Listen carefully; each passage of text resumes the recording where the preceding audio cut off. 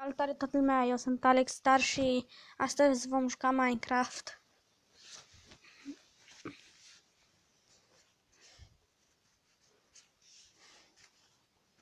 Și seria B, nu o să vă zic ce este.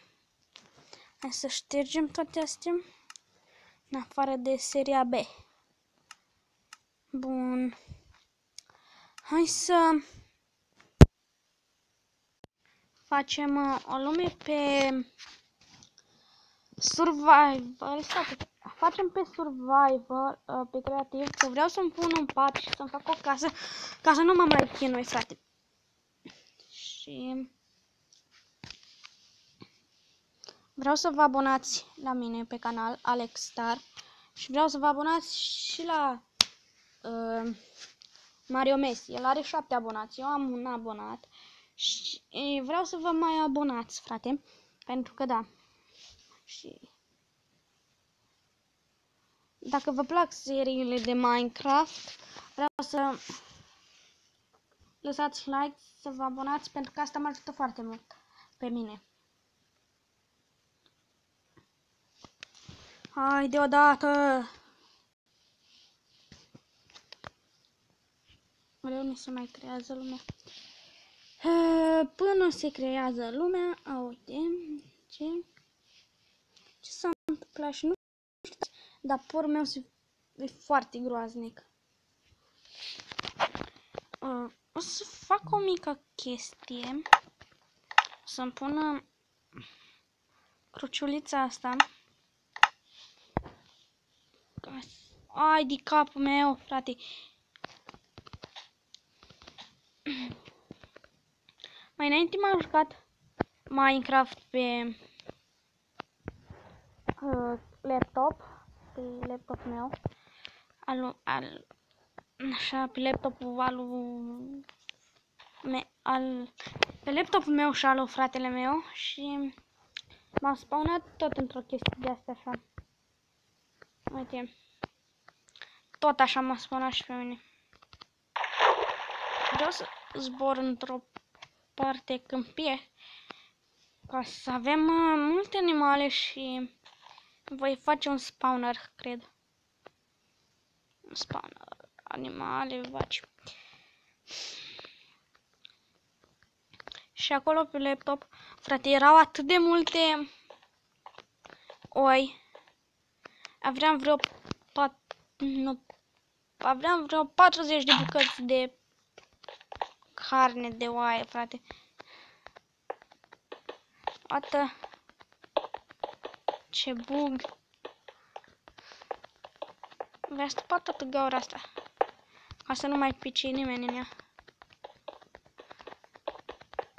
Multă piatră. Bun. Dacă vă plac seriile pe creativ, vreau să vă abonați. Ok, hai să facem aici o casă și o să fac un spawner de porci.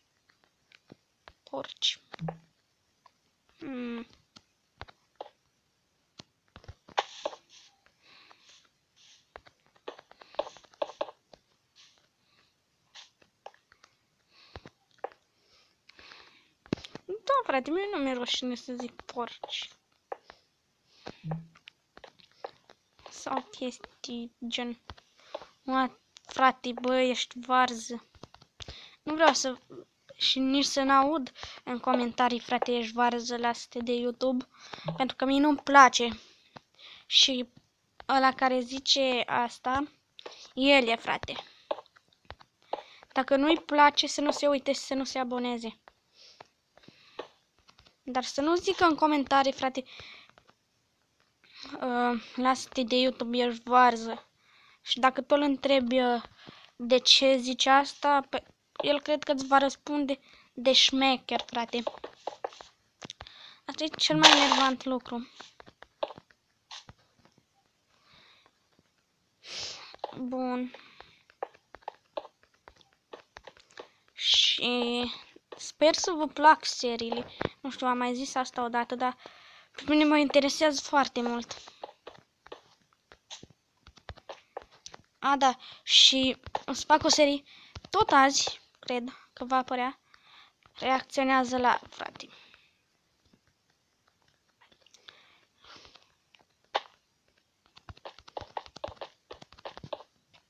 O să reacționez la un videoclip și voi vreau să îmi lăsați în comentarii cât mai multe. În primul videoclip o să le iau eu de pe net și apoi vreau să-mi lăsați voi în comentarii. Ok? Bun.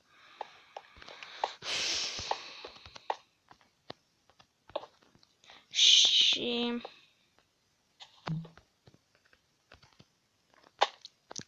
cui nu-i place seria de Minecraft,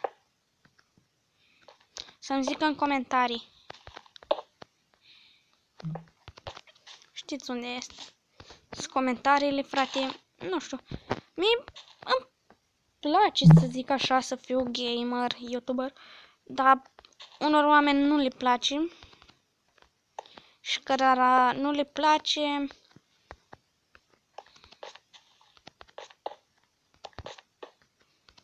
să nu se aboneze, să nu se uite, ok? Că e super enervant. În primul rând, e super enervant, adică să zică cineva, frate, eu cred că aș nebuni dacă mi-ar zice cineva în comentarii că sunt varză. Nu știu, dar dacă îmi zice asta, o să-i răspund pe privat. O să-i răspund pe privat, frate, pentru că, nu știu, mie când îmi zice cineva ceva, mă supără, eu nebunesc, frate. Bun. Eu cam mă plictisesc când filmez pe creativ. Îmi place mai mult pe survival, da? E așa de nasol pe creativ. Ai toate chestiile. Pe survival e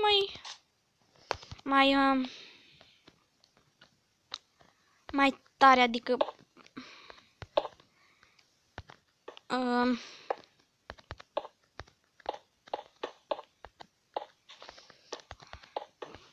pe creativ te plictisești repede, așa pe survival, frate, până că stai și îți faci lucrurile tale și, frate, nu te uiți în inventar și le ai pe toate. Le faci tu cu mâna ta, știi că le-ai făcut tu, dar e nasol că până îți găsești oi și te spawnează într-un loc așa de ciudat și până mergi ca să ajungi într-un loc mai bun. Asta e enervant pe survival. Așa pe creativ zbori și na, ajungi repede. Dar până mergi, frate, na. Și lui Mario Messi îi place pe survival, pe creativ să joace Minecraft. Mie nu-mi place, nu știu, dar ușa asta, casa asta nu o să aibă pereți. Adică o să fie așa ca să te poți uita, să vezi, uite așa, ca un fel de bunker.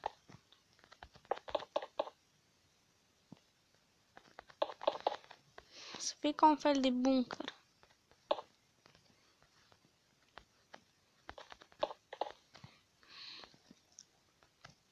Și deja au trecut 8 minute.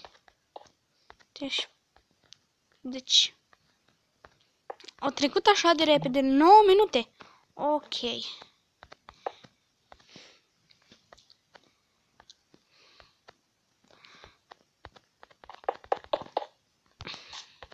Și vreau să vă zic să-mi faceți un intro cu Alex.